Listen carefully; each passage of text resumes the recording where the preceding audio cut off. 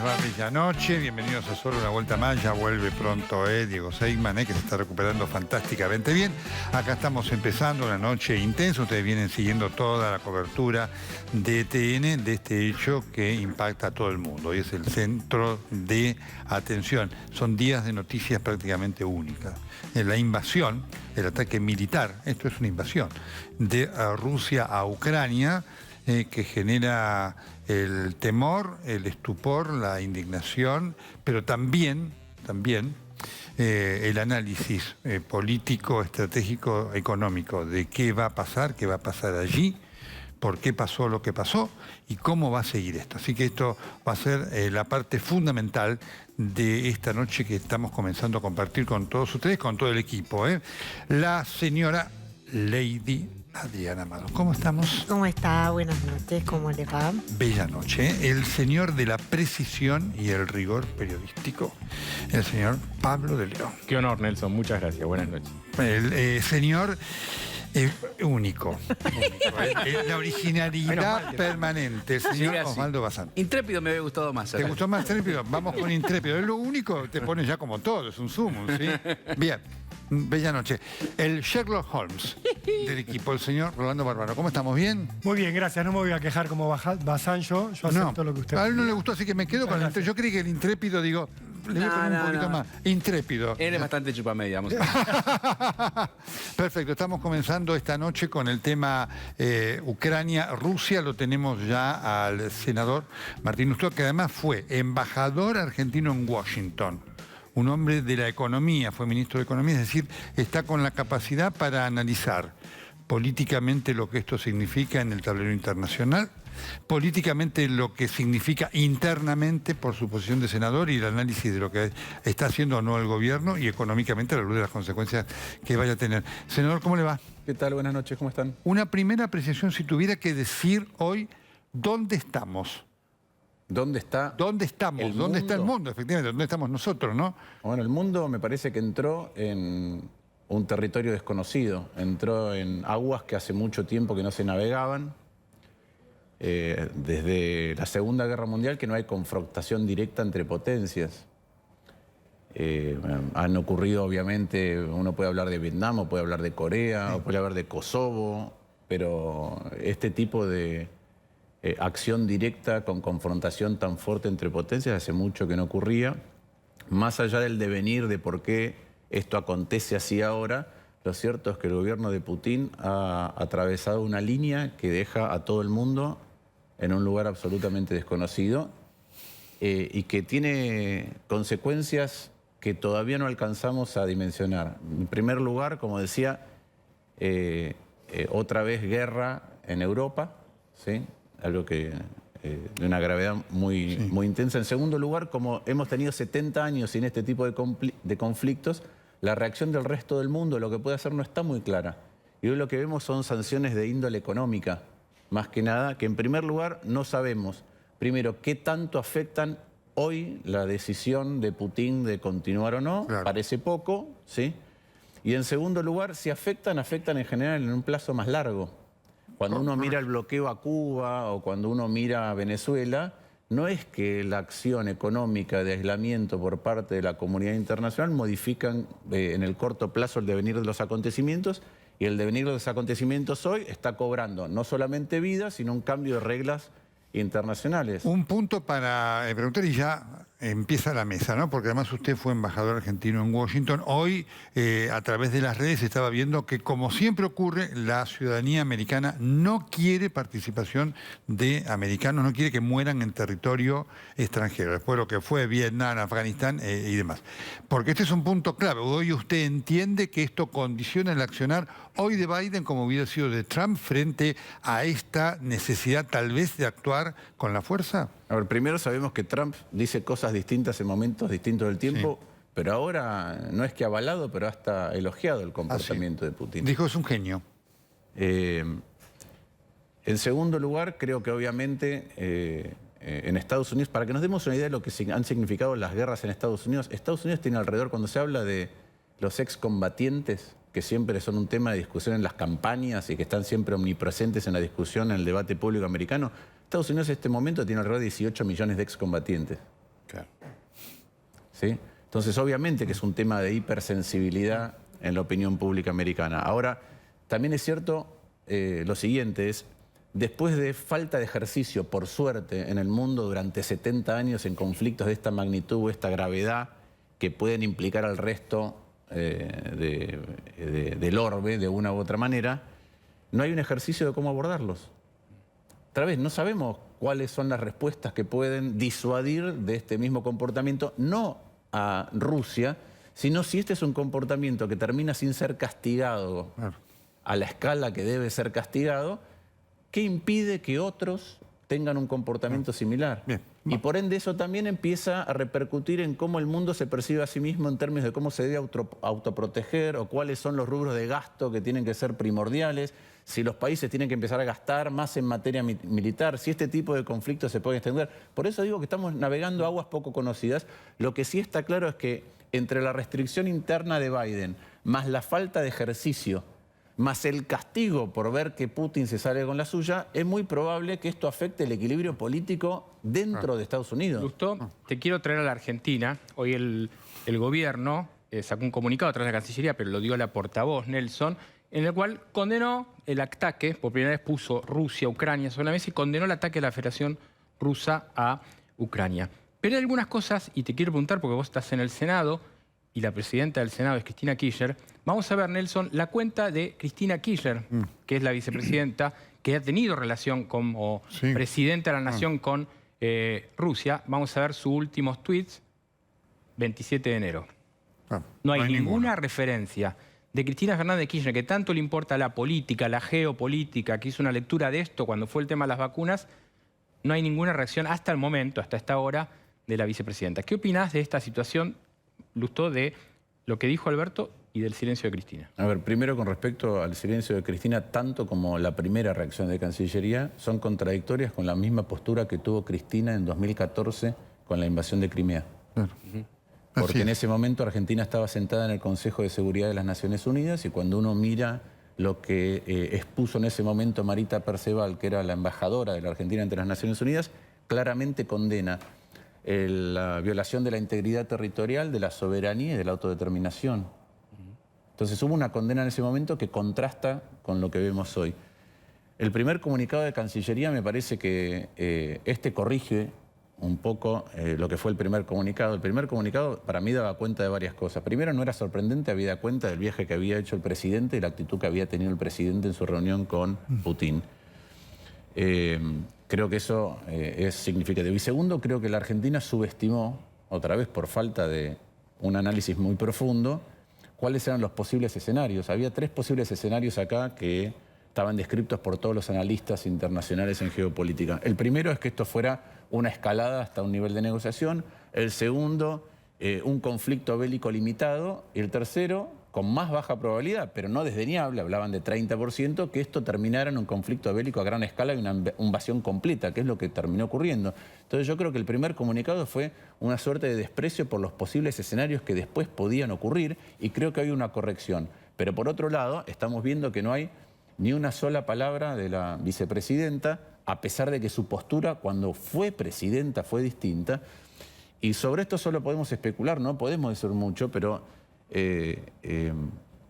yo creo que la presidenta cuando se enfrentó en su momento, digo, cuando era presidenta y se enfrentó con una crisis internacional, hizo una lectura de acuerdo a su propia interpretación de lo que estaba pasando, que era el fin del capitalismo, etcétera, y que eso implicaba que ella podía implementar otro tipo de reglas en la Argentina, dada lo extraordinario de la situación.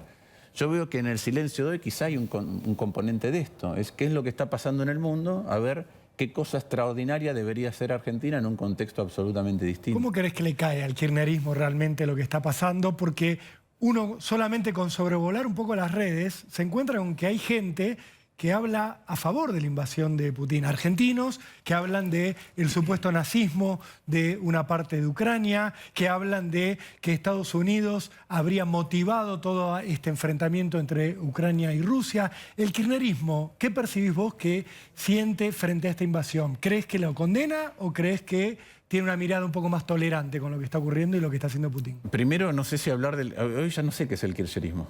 Son muchas cosas distintas al mismo tiempo. Entonces, así como no se debe hablar de la gente, porque los colectivos, cuando uno señala un comportamiento en un colectivo, el Pero en teoría es un comportamiento partido individual es político, distinto. Martín. En Sí, teoría es estamos un- hablando del radicalismo. Y Es un espacio, Tengo claro lo que piensa el radicalismo. No tengo claro lo que piensa el kirchnerismo con respecto a esto. Pero aún aquellos que se han manifestado en las redes, si querés, más contemplativos, más cercanos al accionar ruso, me parece que confunden dos cosas que son muy importantes. Una cosa es cómo se llega desde el punto de vista histórico, geopolítico, a determinados acontecimientos. Si Estados Unidos tuvo la política correcta al expandir la OTAN, etc. Y otro es el momento en que hay una reacción que sobrepasa cualquier límite del derecho internacional. Entonces, la reacción no puede ser explicada desde el punto de vista del derecho internacional por una acumulación de errores de política exterior o por desavenencias o por lo que... No puede ser explicada. Ahí es donde me parece que el kirchnerismo no está dando muestras de cuáles son los principios, digo el kirchnerismo, que en este caso sí creo que el gobierno no fue lo suficientemente contundente, de cuáles son los principios que alientan en el orden internacional. En todo caso, quizá pueda aclarar un poco qué piensa el kirchnerismo si vemos lo que tuiteó Evo Morales, que es muy cercano al kirchnerismo. Dijo, la guerra nunca es la solución, somos la cultura de la paz. Bolivia es pacifista y antiimperialista. Condenamos el intervencionismo de Estados Unidos para enfrentar dos países como Rusia y Ucrania. Europa no puede convertirse en el teatro de operaciones de Estados Unidos contra países soberanos. Increíble. Haciendo un malabarismo maravilloso para echarle la culpa a Estados Unidos de que Ucrania tenga un problema y Rusia tenga el problema ahora, ¿no? Sí, esa es la opinión de Evo Morales, que como decís, en muchos casos es Muy afín cercana. o suele pensar parecido a una parte del kirchnerismo. Por otra parte, creo que hay un problema no solamente de qué es lo que piensa una sociedad y se manifiesta, qué es lo que piensa una sociedad y puede transmitir al resto del mundo acerca de cuáles son sus valores en el orden internacional, sino que además entiendo que la postura que había tenido Argentina hasta hace poco es nociva para el reclamo de Malvinas. Claro, claro, es un tema muy importante ese. Sí. Ahora, hay todo un componente económico porque esa es la base de las sanciones que le piensa aplicar la Unión Europea y hace poco el presidente justamente fue a Rusia en busca de auxilio económico. Digo, ¿cómo queda la Argentina más allá de la posición del comunicado a partir de esas acciones previas? A ver, sobre estas cosas, ¿cómo queda la posición argentina? Digo, hay distintas dimensiones de eso. Sobre algunas solo podemos especular, sobre otras podemos hablar, por lo menos en el corto plazo, con un poco más de sentido. Yo no quiero analizar esto desde el punto de vista económico, pero hoy ya están los economistas viendo si sube más el precio del petróleo que el de la soja, mientras estamos hablando de más de un centenar de muertos, y creo que eran 136 en Ucrania, y tenemos una colectividad ucraniana en la Argentina que obviamente... Ese es el número oficial, así que debe haber mucho con más. extrema preocupación. ¿no? Entonces, a veces hacer análisis económico de si es bueno o es malo, me parece de una liviandad y una responsabilidad muy grande. Igual, yo quise- Pero de todas maneras es parte del hecho también, digamos. Lo quiero marcar porque la pregunta de Adriana es pertinente. No, pero Efectivamente, no digo superficial, sobre- pero es un tema de peso que usted lo ve hoy, ¿no es Sí, cierto? esa es la parte, digo, hice una vuelta, pero esa es la parte que uno puede analizar con números. Hay otra sobre la cual podemos solamente especular. Argentina, por ejemplo, yo creo que en esa suerte de desprecio por uno de los posibles escenarios que mencioné antes, eso es lo que no obligó al presidente a reflexionar cuando hizo el viaje a Rusia.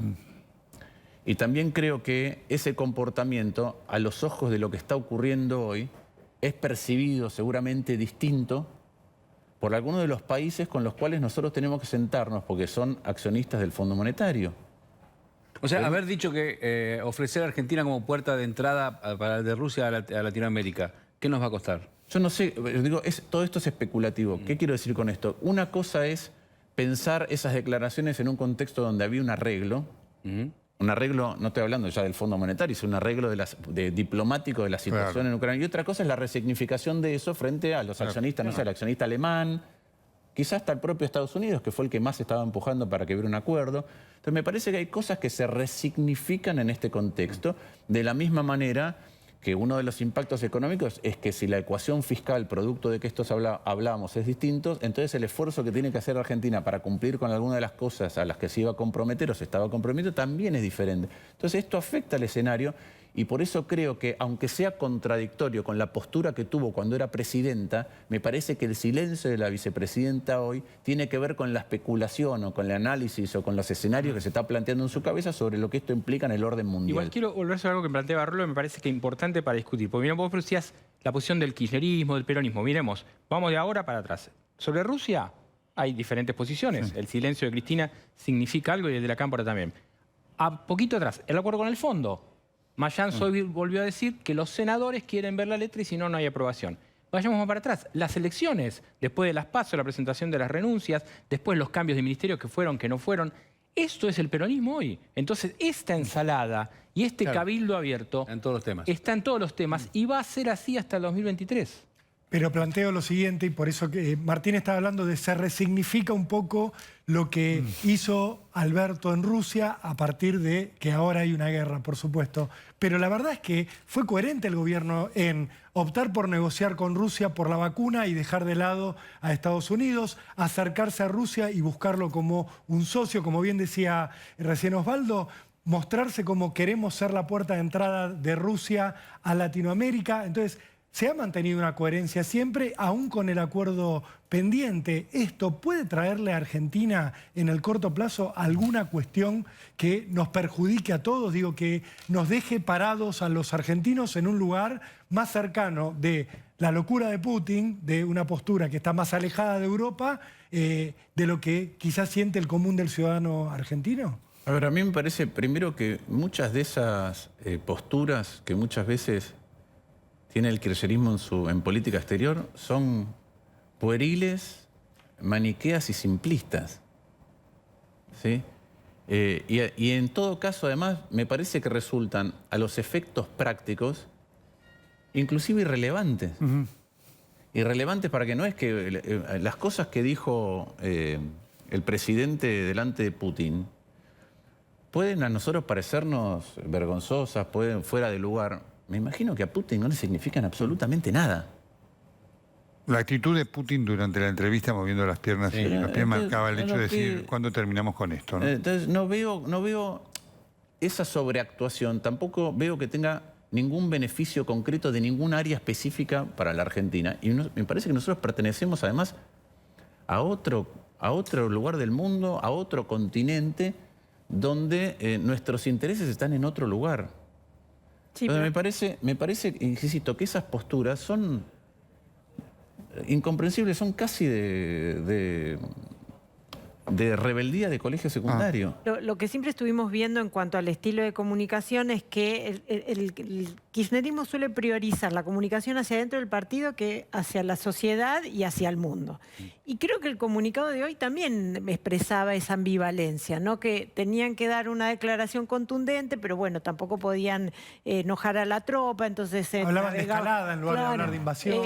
No, y de hecho incluso repetían algunas frases que surgen del portal de Noticias Ruso, que no es el mejor lugar para referencia de lo que pasa en el conflicto. Han tenido poco mundo en general el kirchnerismo, digamos, no tiene relación con el mundo. Pero quiero volver a... Una cosa es un análisis geopolítico profundo de las causas para entender por qué el mundo o determinada región en algún momento entra en un conflicto. Yo lo escuchaba ayer a Juan Gabriel Tocatlián explicar cuál es su visión, pero hay además diplomáticos americanos, estadounidenses, que dicen esto también es consecuencia de no haber hecho un esfuerzo para incorporar en lugar de tensionar con Rusia después de la unificación, la reunificación alemana. Ahora, eso es una cosa, y eso puede ser materia de debate académico, de ver cómo no se cometen errores.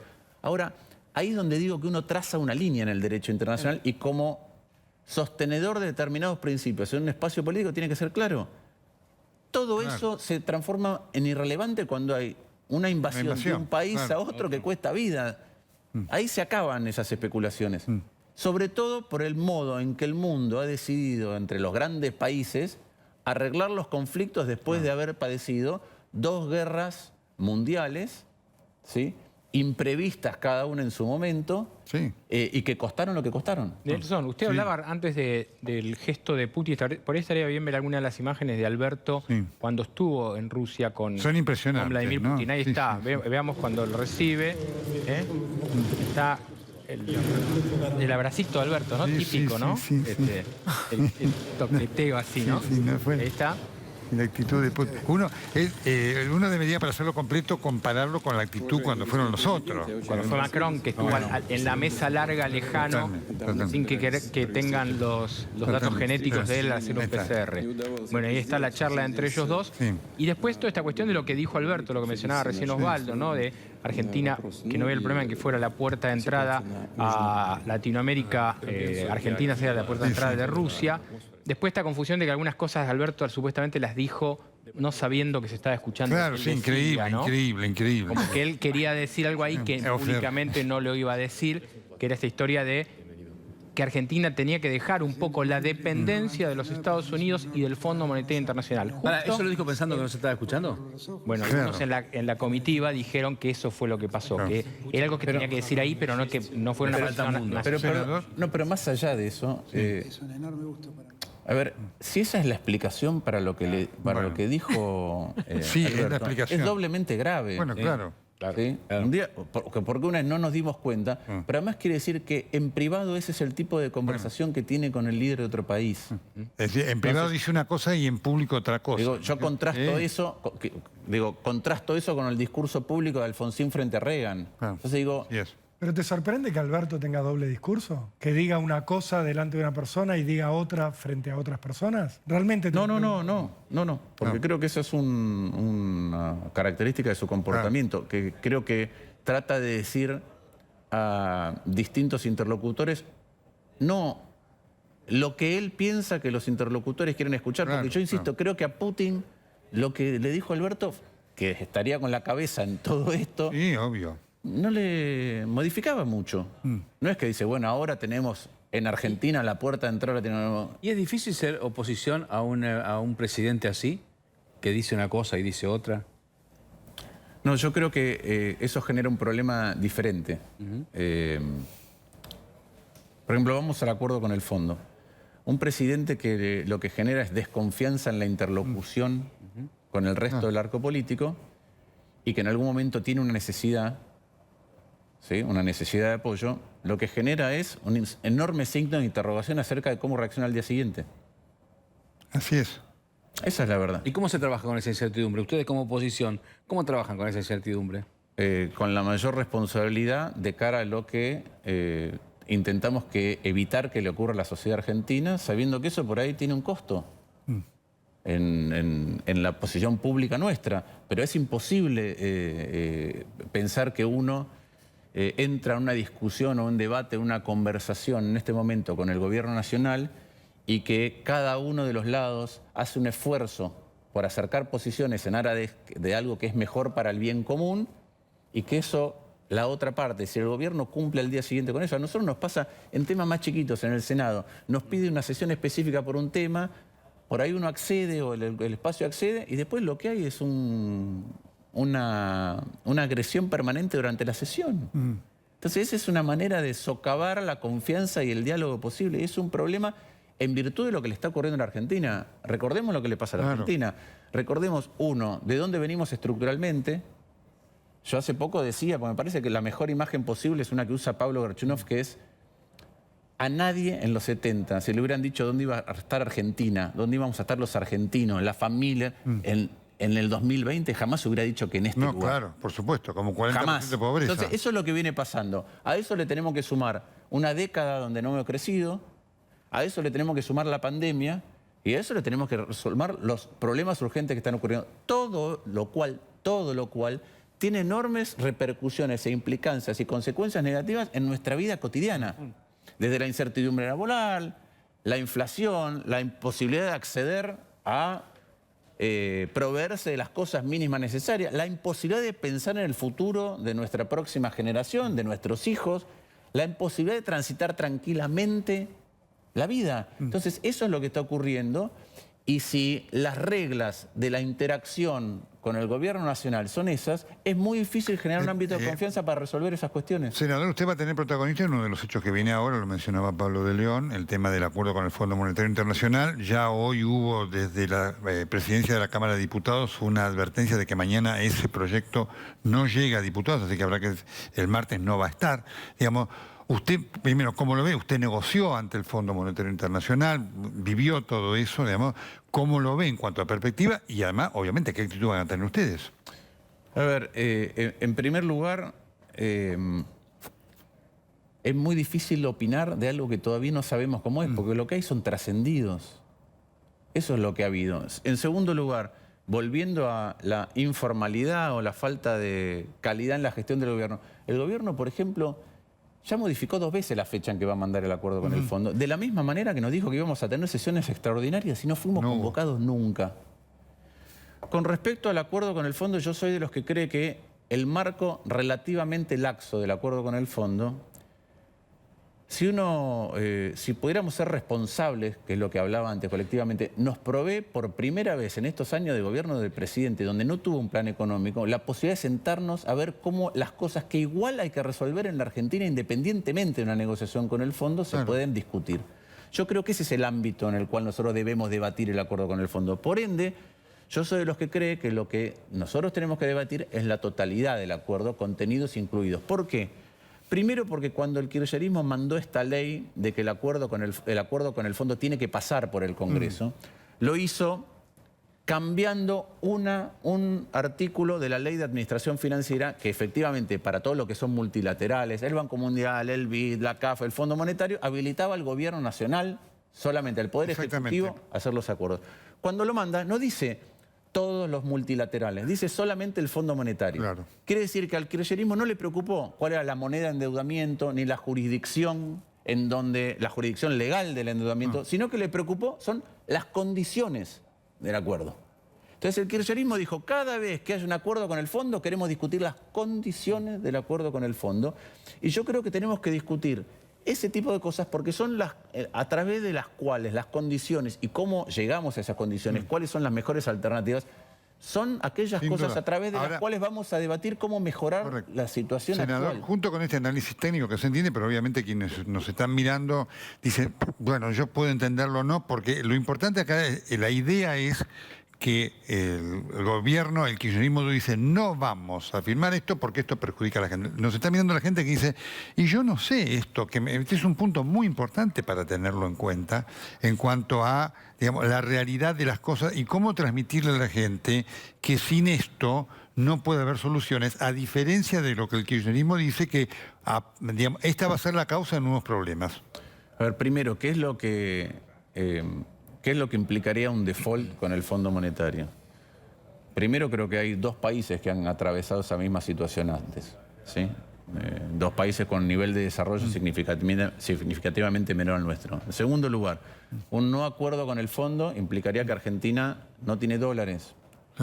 Cuando no tenga dólares, lo que va a ocurrir es que va a subir el precio del dólar. Eso va a afectar la inflación. Por otro lugar, créditos de otros lugares, ya sea de otros países, ya sea de compañías multinacionales, a sus subsidiarias locales, ya sea de otros multilaterales, van a dejar de existir, porque no es que uno entra en default con el fondo, entra en default con los países que son accionistas del Fondo Monetario Internacional. Eso también va a hacer que en un plazo más corto, más largo, no solamente haya menos inversión, sino menos empleo en la Argentina.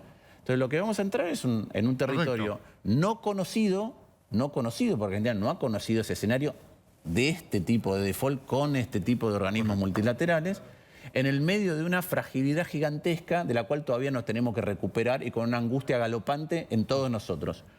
¿Qué es lo que hizo una parte del kirchnerismo? Lo peor que para mí tiene el comportamiento político, que es especular con cuál es el posicionamiento que ellos quieren tener de cara al 2023, aunque eso le cueste a los argentinos una tonelada de angustia. Bueno, usted es consciente de esto, porque digamos, lo que pasó en el 2021, el gobierno lo proyecta al 2023 y dice, con esto perdemos. Pero claramente, pero digo, entonces están supeditando su conveniencia desde el punto de vista electoral de cara al 2023, que también fue el motivo por el cual no trataron antes un acuerdo con el fondo, porque había una elección, a costa de todo lo que le puede suceder a la sociedad argentina. Y además, con una enorme responsabilidad en el siguiente sentido, que es cuando una fórmula se presenta como candidato a presidente y vicepresidenta para dirigir los destinos del país, ya sabían, entre otras cosas, cuáles son las condiciones, y entre ellas la negociación con el fondo. ¿Qué me preocupa a mí del escenario internacional? Que yo no sé cómo, insisto, y esto es meramente especulativo, Sí.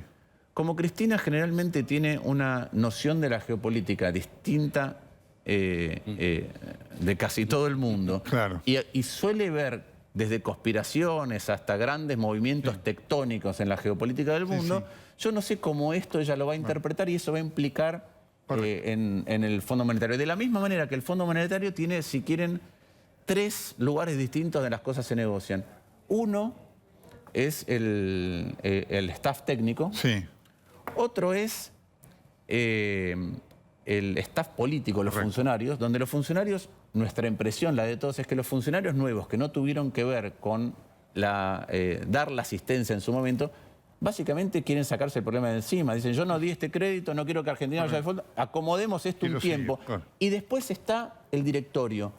Y a mí me parece que los números, desde el punto de vista con el cambio de la situación internacional y de ciertos precios, los números técnicos son más complicados, el staff, los funcionarios siguen en el mismo tono de saquemos el problema de encima, pero el directorio, yo no sé si no le afectan las posturas que Argentina ha tenido. Correcto. Y no sé si esto tampoco afecta a la cabeza de Cristina al escenario internacional. Entonces, por eso digo que venga el acuerdo, que todavía no vino, que no sabemos cuándo viene, que sepamos que tiene y después opinemos sabiendo que nosotros, ¿sí?, no vamos a hacer desde el punto de vista de nuestro proceso de toma de decisiones lo que está haciendo en este momento el kirchnerismo, que es privilegiar o hacer una especulación de índole electoral y política frente a lo que le puede ocurrir a la sociedad argentina. Senador Martín Lustó, muchas gracias. Gracias a ustedes. Bella noche para usted.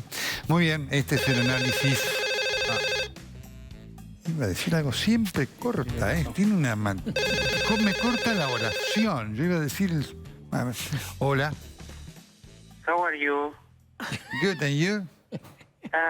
Todo bien. Se le acabó. Le cortó. Se acabó. ¿Sí le acabo? ¿Cómo me rajé justito antes del bolonqui, Este es Felipe. ¿Pero dónde está? ¿En Costa Rica todavía? No voy a decir la zona exacta donde me encuentro, porque siempre hay un gorila que mira TN y que me exagera. Pero usted tiene algo... Mire, si Dando usted, vueltas.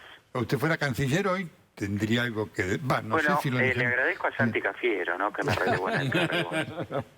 Sí. Fue una persona muchísimo más capacitada que yo. Mire, ¿De qué se están riendo? ese gesto dije- no lo tenía porque usted primero había dicho otra cosa en esa conversación privada con él, pero bueno, qué sé yo. No, ya está, yo perdono. Ahora me voy muy a bien. preparar un bermucito y me voy a sentar todos los días frente a la tele a ver cómo se dispara la inflación. Imagínate, Nelson, que si no teníamos gas antes de la guerra, ahora que piró Putin, para calentar el agua de los fideos vas a tener que vender algo en Mercado Libre. Ponele, vendés una silla y te alcanza para calentar la pava para el mate. Vendés las alianzas del matrimonio y te da para preparar un guiso, una polenta. Amigo, pero usted solo vive de afuera, porque ¿qué hubiera pasado si usted hubiese sido el canciller hoy día? Y mira, le hubiese dado un consejo a Biden. ¿Un consejo a Biden? Sí, hacete el boludo. Igual me está haciendo caso, viste que se arrugó. Pero bueno, ¿qué va a hacer, pobre nono? Biden, Con este este- ya está más para comer un puré de zapallo en el Otamendi que para liderar una guerra mundial, ¿no? Mejor que se quede en el molde, que le va a subir la glucemia. Le voy a hacer esta pregunta y ya tengo que terminar, porque pero no puedo... Digo, ¿usted no se cansa de hacerse el volúpata? No, porque eso se premia. Siempre. Hacerse el volúpata y callarse la boca ante el juez, eso se premia. Y a nosotros los peronistas de la guerra lejana nos vienen bárbaros, ¿Ah, sí? porque la gente se consuela, dice, hay cosas peores, y nos vuelven a votar. Ex canciller, ex gobernador, ex secretario de Agricultura, gracias. Ex todo y futuro algo. Muy bien. Tras esta distensión, volvemos con la realidad. Federico Merque, ¿cómo le va? ¿Qué tal, Nelson? Un gusto. Buenas noches. Bueno, su visión porque esto es un minuto a minuto. Hoy, ¿dónde estamos? Digamos, ya finalmente Rusia invadió toda Ucrania. ¿Dónde estamos? Sí, y le invadió desde varios lados, Así es. ¿no? desde el norte, desde el sur y desde el este. Los análisis que yo estoy leyendo es que podría llegar a Kiev en un par de días. Ajá. En un par de días estar sofocando Kiev en las afueras de Kiev, ¿no? La pregunta acá es cuál es el juego final de Putin. Así es. Porque Porque el hoy define mucho, el donde estamos define mucho hacia dónde se va. Exactamente. La clave acá es mirar a dónde van las tropas rusas. Si las tropas rusas van a donde están las tropas ucranianas es un escenario. Si las tropas rusas están yendo a otros lugares, además de donde están las tropas ucranianas, entonces significa que van por más. Y son escenarios muy distintos. Rusia no tiene la experiencia internacional de ocupar un país y gobernarlo y hacer reconstrucción. Acá hay que pensar no solamente en la guerra, hacer la guerra es relativamente fácil en relación a lo que es hacer la reconstrucción después de la guerra. Entonces, destruir un país para dejar un gobierno títere que lo reconstruya, no sé si es buen negocio para Rusia. Bueno, importante este dato, Federico, porque la idea, lo que usted marcaba, es decir, la invasión a Ucrania indica que hay un objetivo de que Ucrania responda a todo, ya no son los separatistas. Ahora usted da un punto muy importante, es decir, el después es complicado, ya ahí hubo un gobierno títere y hubo una revuelta, digamos, de la ciudadanía que lo sacó, ¿no? Exactamente, exactamente. Acá un escenario es sofocar Kiev para que el presidente diga nos rendimos y extraer concesiones a este presidente. ¿Cuáles serían las concesiones? La región de Donbass pasa a Rusia y ustedes olvídense de entrar a la OTAN. Básicamente sería eso. Ese para mí me parece que es el escenario de mínima que está pensando Putin. Un paso más, ¿cuál es? Derrocar al presidente actual y colocar un gobierno títere. Eso ya es otro desafío porque si yo tengo un gobierno títere le tengo que dar mucha plata. Posguerra, no ahora, posguerra.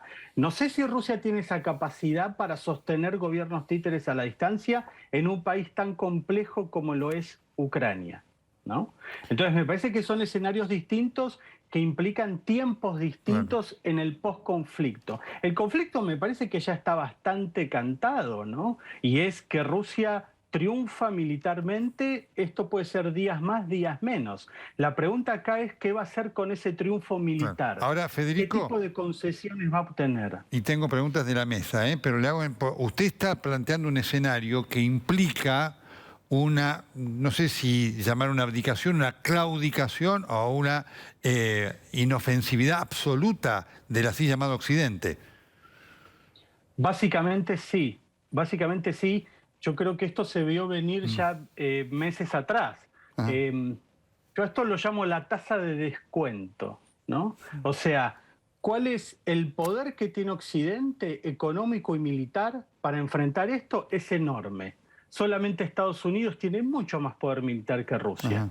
Ahora, ¿qué capacidad tiene Occidente de traducir esos recursos en poder concreto en el terreno para exigir cosas? Muy pocas. Primero, porque Ucrania interesa poco o menos de lo que esperaría Ucrania.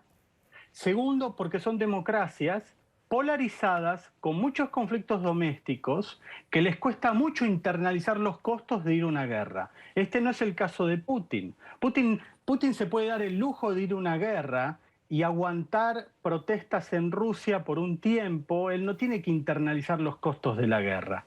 Él sabe que puede triunfar y que puede vender este triunfo en su propio país. Está muy claro, entonces, Federico, está muy claro. Dale con preguntas de la mesa, sí. Buenas noches. Ahora, ¿cómo queda, si sucede esto que usted dice, en 2 días llegan a Kiev y se dirime qué tipo de gobierno, pero el gobierno que quede va a determinarlo Putin? ¿Qué queda para Europa? ¿Qué destino tiene Europa con una Rusia que avanza de modo imperial y no pasa nada en el resto del mundo? Voy a ser muy realista, muy crudo. Lo que le queda a Europa es aceptar que esto ocurrió, que Ucrania queda en manos de Rusia, en manos de la esfera rusa, bajo la forma de o un gobierno títere o un gobierno neutral. O sea, que abdique de su deseo de entrar a la OTAN, de su deseo de ser parte de Europa Occidental o de la Unión Europea, como le queramos llamar, ¿no? Es aceptar que Rusia logró ese objetivo. Porque Occidente hasta ahora, es curioso, ha dicho muchas cosas, se ha mostrado inflexible en base a principios del respeto a la soberanía y del derecho de Ucrania a elegir su propio destino, pero no ha estado dispuesto a poner un soldado para sostener esa idea. Y en política internacional uno tiene que poner la plata donde está la boca, como dicen los sajones, ¿no es cierto? Entonces, la boca está en un lado y la plata está en otro en Europa. Claro. Federico, perdón. Dale, Rolando, y después. Federico, mi pregunta apunta a justamente cuáles pueden ser los próximos planes de un Putin ganador. O sea, si están considerando que de mínima Putin va a poder poner un gobierno títere en Ucrania, ¿es dable pensar que va a seguir con una expansión teniendo en cuenta la cantidad de repúblicas que alguna vez pertenecieron a la Unión Soviética sobre las cuales Putin podría tener interés y otras situaciones en la región que él siempre ha tratado de modificar? ¿Se puede pensar en una escalada, en justamente que haya un imperio ruso en ciernes? Mira, esa es una buena pregunta, porque recordemos que Putin ya fue a una guerra con Georgia, aceptó la independencia, la supuesta independencia de Abjasia y Osetia del Sur, que se las quedó como protectorados rusos. Antes había avanzado ya sobre Ucrania tomando Crimea, eso fue también... O sea, esto hay que... Ahora estamos viendo esta foto, ¿no? Pero esto es parte de una película que empezó varios años atrás. Entonces, la pregunta que uno puede hacerse es, bueno, si se hace de Ucrania, ya sea a través de un gobierno títere o de una abdicación, de una concesión por parte del presidente actual, ¿por qué quedarse ahí? Claro. ¿Por qué no ir por más? Y ese es el temor que tiene Occidente, que el triunfo frente a Ucrania lo envalentone a sobreestirarse y decir, bueno, ahora voy por Georgia. Osvaldo. O voy por Letonia, o voy por los Bálticos. Ahí ya es un problema mayor, porque a los vecinos ya está tocando, está pisando los callos de la OTAN, Claro. ¿no? Entonces ahí ya es otra cuestión, porque ahí hay un acuerdo y hay un compromiso de defensa colectiva que tiene la OTAN sobre los vecinos de Ucrania, ¿no? Esperemos que eso no suceda, pero ese es un temor, sí. Si eso sucede, efectivamente, esto puede escalar a otro nivel, porque ahí ya el involucramiento de la OTAN es inevitable. Exactamente. Hoy leía, no me acuerdo qué país, no sé si qué báltico era, que invocó el artículo 4 de la OTAN. El artículo 4 de la OTAN es una especie de semáforo intermedio, ¿no? En donde piden una revisión de la situación actual y de cuáles son los riesgos que puede haber en el corto plazo para la organización en su conjunto, ¿no? Es como un llamado a atención. Ahora, ¿Putin tiene los medios como para soportar una avanzada militar también en los Bálticos, aparte de Ucrania? Digo, es carísimo. Es una buena pregunta, es carísimo, exactamente. Y eso va a estar dado en buena medida por cuán rápido sale de Ucrania. Porque si él tiene que quedarse en Ucrania para estabilizarla, va a tener que meter más gente, más plata y más funcionarios, más inteligencia, más de todo, ¿no? Entonces, abrir otro frente inmediatamente yo no lo veo muy verosímil. Sería una secuencia en varios años como ha sido hasta ahora, ¿no? Pero no en el corto plazo, de ninguna manera. Pasa que también va a tener resistencia en Ucrania. Resistencia interna, digo. No te escuché, perdón. Va a tener también resistencia de la sociedad ucraniana, de parte de la sociedad ucraniana. Muy probablemente. Ahí la duda que tiene Occidente es, bueno, nosotros no mandamos tropas, ¿qué hacemos? ¿Mandamos plata y armas y sostenemos a la resistencia ucraniana? En principio uno puede decir, bueno, es un buen plan, pero puede ser un pésimo plan porque el escenario ese es Siria. Totalmente. Adriana. Ahora, en todas estas hipótesis se consolida la figura de Putin, pero hubo unos analistas en el día de hoy que vieron el gesto del ataque como un reconocimiento de la debilidad de Putin más que de esta grandeza. ¿Qué pasaría en ese otro escenario? Sí, están como las dos caras, ¿no? Parecen esas imágenes de la Gestalt que es difícil ver las dos cosas al mismo tiempo, ¿no? Porque yo creo que hay una debilidad en Rusia acá, que tiene que ver con el progreso, el crecimiento económico, la modernización de Rusia, que de alguna manera está estancada. Y Putin tiene dos bombas de tiempo a futuro. Uno es la caída en la población rusa. Los rusos están cayendo en su población, están siendo cada vez más viejos. O sea, eso es un elemento. Y la otra bomba de tiempo es el cambio climático y la el supuesto abandono de los recursos fósiles, de los combustibles fósiles de los cuales depende Rusia para buena parte de sus ingresos fiscales. Entonces, Putin es como que dijo, esta es mi ventana de oportunidad. Si no lo hago ahora, en unos años no voy a poder hacerlo. Entonces, eso de alguna manera expresa cierta vulnerabilidad. Él es consciente de su vulnerabilidad y él es consciente también de... Incluso acá se mezcla el tiempo ruso con el tiempo biológico de Putin, que tiene 69, 70 años, y él ya se está mirando en términos históricos, en términos de cuál es mi legado, ¿no? Es alguien que ya está viendo cómo se retira de Rusia. Merkel, le hago una pregunta sencilla. ¿Y qué va a hacer China? Y Xi Jinping debe haber comido mucho pochoclo hoy, me imagino, ¿no? Viendo cómo se desarrolla este escenario. Pero China tiene varios problemas. El primero que me parece a mí es que no le interesa quedar atrapado en este conflicto. Claro. Para China sería un mal escenario una escalada mayor en donde China tenga que tomar partido por algún bando, porque sería muy incómodo para China tener que acercarse mucho más a Rusia de lo que está hoy. Eso por un lado. Por otro lado, China también tiene un desafío. Si yo fuera Biden, haría algo muy jugado. Por eso creo que Biden no lo hace, y quizás yo tampoco lo haría, pero lo digo desde la comodidad de mi casa. Claro. Es llamar a Xi Jinping y decirle, ¿vos querés ser líder del orden internacional? ¿China quiere asumir responsabilidades? Ayúdame entonces a buscar una solución a este conflicto.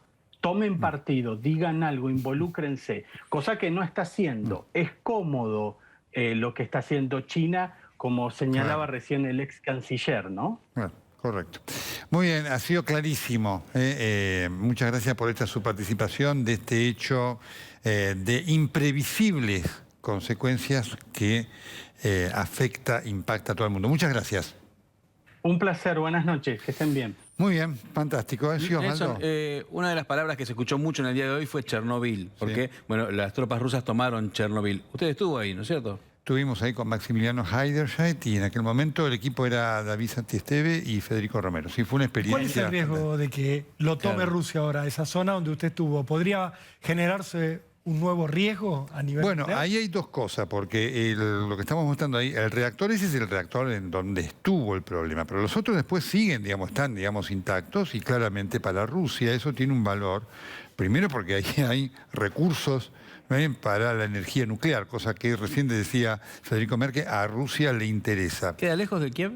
Quedan unos 130 kilómetros, se llega con muchísima, así que una vez que las tropas estén allí, el camino a Kiev, como dicen los ucranianos, está muy allanado. Cerca. Ese es un lugar además muy significativo políticamente además para Rusia, porque ahí se gestó la caída de la Unión Soviética. Así que a mí no me sorprendió que Chernóbil, como dicen los ucranianos, Chernóbil, sea uno de los primeros lugares sobre los cuales Rusia hoy impuso su poderío. Ahora hay todo como una recuperación de epopeyas pasadas. Me parece que la pregunta que le hacía tenía que ver con eso, ¿no? Es decir, ante un momento de posible declive, volvamos a recuperar aquellos hitos que nos hicieron poderosos. Bueno, efectivamente, Chernóbil era para la Unión Soviética un elemento de un simbolismo fenomenal, con un costo enorme, que por eso fue la tragedia.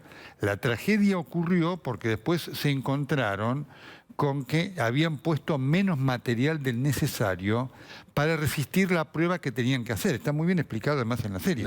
Ellos tenían que hacer la prueba para validarla y recibir todos los privilegios que significaba una planta nuclear. No la hacían porque faltaba material. Esto de ahorrar plata generaba esto. Y esto fue lo que dio pie a la tragedia, ¿no? Ahora, ¿puede ocurrir algo más? O sea, estoy pensando en una nueva tragedia a partir de Rusia recuperando eso y que se convierta en una zona de combate, un lugar que, según usted nos ha mostrado, Nelson, todavía tiene un riesgo. Bueno, absolutamente. El reactor todavía está generando pérdidas nucleares, por eso tiene esa cobertura, que es algo que nunca se hizo, que tuvo un costo fenomenal, que además tiene una duración de 100 años y después significa que hay que rehacer otra. El domo dura 100 años. Exactamente, el domo dura 100 años, que está reemplazando a otro que ya se había, digamos, agotado.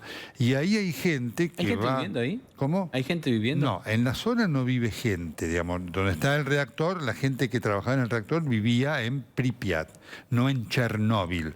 ¿No es cierto? Ahí va a trabajar. Pero ahí hay gente que está trabajando, digamos, habrá unas 60 personas, que cada 2 meses y medio, los cambian por el riesgo que significa el estar en contacto con la contaminación. Abajo del domo hay contaminación. Hay Es el último Era- lugar de la Tierra donde uno querría una guerra. La midió en ese viaje que Y hicieron. efectivamente. Ustedes la midieron, ¿no? Nosotros la medimos y ahí, no ahí adentro porque ahí no se puede No, entrar. digo en la calle. Pero en la calle el contador del detector de radiaciones te marca con que hay radiaciones permanentemente. Y hay 2 lugares de muchísima radiación que son los picos. Uno es el río Pripyat, ¿no? Porque ahí, digamos, desembocan todos los residuos que aún hoy son radioactivos. Y después en la famosa Vuelta al Mundo, que hoy todavía está como la foto identificatoria de ese parque de diversiones, hay un punto por abajo de una de las sillas que tiene una radiación de 517 unidades, que es máxima. Ese es el lugar, esos son los 2 lugares de máxima radioactividad que permanentemente desde el 86 ha tenido esa zona. ¿Eso cuánto tiempo puede llegar a durar? Por siempre. Por siempre, te lo dicen que puede durar por Y siempre. para los ucranianos, ¿qué significa Chernóbil? ¿Qué le significa que uno puede imaginarse que siente el orgullo ucraniano que Rusia esté otra vez ahí en ese lugar donde pasó? Eso es una pregunta muy interesante. A eso nos pasó después que nosotros fuimos allí y empezamos a hablar con la gente. Y todo el mundo, porque ahí no se sabe tampoco cuánta gente murió, Claro. pero los que saben que murió, porque ahí murió gente en el momento y gente murió después como consecuencia de las radiaciones. Y lo que nos encontramos es que los descendientes de esas personas quieren todos que haya un juicio, aun cuando no queda nadie de aquella época prácticamente, condenatorio, y un juicio condenatorio a Rusia. ¿Que no lo hubo? No, No lo hubo. para que Rusia como Estado les pague a ellos las indemnizaciones correspondientes. No, un problema más, no, un problema más. No, pero una cosa realmente tremenda. Una de las cosas que nosotros vimos allí, que experimentamos, es efectivamente, no sé si el odio, pero la separación absoluta entre los ucranianos y los rusos. Los ucranianos no quieren saber nada con los rusos y no quieren saber nada volver a formar parte de algo de dominación como fue la Unión Soviética. Ahora los tienen ahí de nuevo. Los tienen ahí de nuevo. Es una cosa realmente dramática.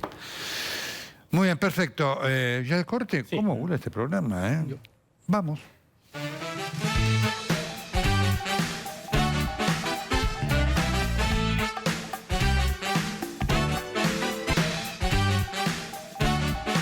Momentos finales de Solo una vuelta más. Señor Durante Osvaldo la Bazán. tarde de hoy, muchos de los políticos más importantes del país dieron su parecer sobre lo que está pasando en Ucrania a través de las redes sociales, a través de Twitter, por ejemplo. Elisa Carrió fue muy clara y dijo: sepan que Cristina juega con Putin y esto es peligrosísimo porque pone a la Argentina al lado de las dictaduras. Repudiemos la política exterior del gobierno. Recuerden, como lo vengo diciendo hace 4 años, que Putin es Hitler, vive en un universo paralelo y es un psicópata, dijo hoy Elisa Carrió. Tranqui, moderado. Tranquilo, moderado. Bueno, contrasta con la tibieza del comunicado Del gobierno. Quería, ¿no? Del gobierno. Impactante. Bueno, mañana entra el acuerdo con el fondo. ¿Cómo que no? Si habían dicho que sí. Si el ¿Y de qué va a hablar el presidente el martes en la Asamblea Legislativa si no entró el acuerdo? Bueno, Nelson, con todo respeto, usted es un desmemoriado. Mañana es 25 de febrero. ¿Fecha Sí. de qué? ¿De qué? Sería el cumpleaños de Néstor Carlos Kirchner. ¿Y qué tiene que ver? ¿Y a usted le parece que este gobierno, que el kirchnerismo lo acusa más o menos de entregar la nación, va a presentar el acuerdo con el fondo No. el día del cumpleaños de Néstor, que fue el que nos Espera, salvó? Por eso, Espera, puede ser, vos lo no que me puede estás ser. diciendo, Sí. como diría, ¿es serio? Lo que le estoy diciendo es muy serio. el día 25 de febrero de 1950 fue la fecha de nacimiento de Néstor no es Kirchner. una chicana de humor del intrépido, digamos, Osvaldo No, Bazán. a mí no me relacione con este señor, por favor. Ah, amigo. Estamos relacionados, quiero decir. Mira. Sí, es cierto, lamentablemente. Entonces, por No eso para va a mí. estar atento a la Cámara de Diputados en feriado, que es el día lunes, porque quizás el día lunes entra Que es el carnaval. proyecto. Que es carnaval, es más lógico. Es más Igual. lógico. Ah, es carnaval. Es más lógico. El carnaval va a ser el 1 de marzo, Nelson. Que es carnaval también. Que es carnaval. Sí, sí. Alberto, Cristina y Massa todos juntitos. O sea, van a tener que hacer la apertura de sesiones con el acuerdo o el proyecto Totalmente. recién presentado. Y todos disfrazados. Mira, ¿qué hay? ¿Corso entonces? ¿Le parece que el corso en el martes hay un Congreso. corso? Ah, amigo. Que te la volio, Comparsa, que te la volio comparsa. dire. Está Mamita. la murga completa va a estar, digamos. No falta nada, ¿sí? Perfecto, hasta acá llegamos, ya está, ¿no? Sí, ya están. María Eugenia Dufar, ya está. Luciana Geuna, como lo presentó, Dufar y Geuna, qué bien suena, suena musical ese dúo. Gracias. El domingo tiene solo una vuelta más, ya va a estar Diego acá todos, y el lunes prepárese. Bella noche para las chicas, bella Gracias, noche para todos Nelson. ustedes. Buen humor, espíritu deportivo. Chau, chau.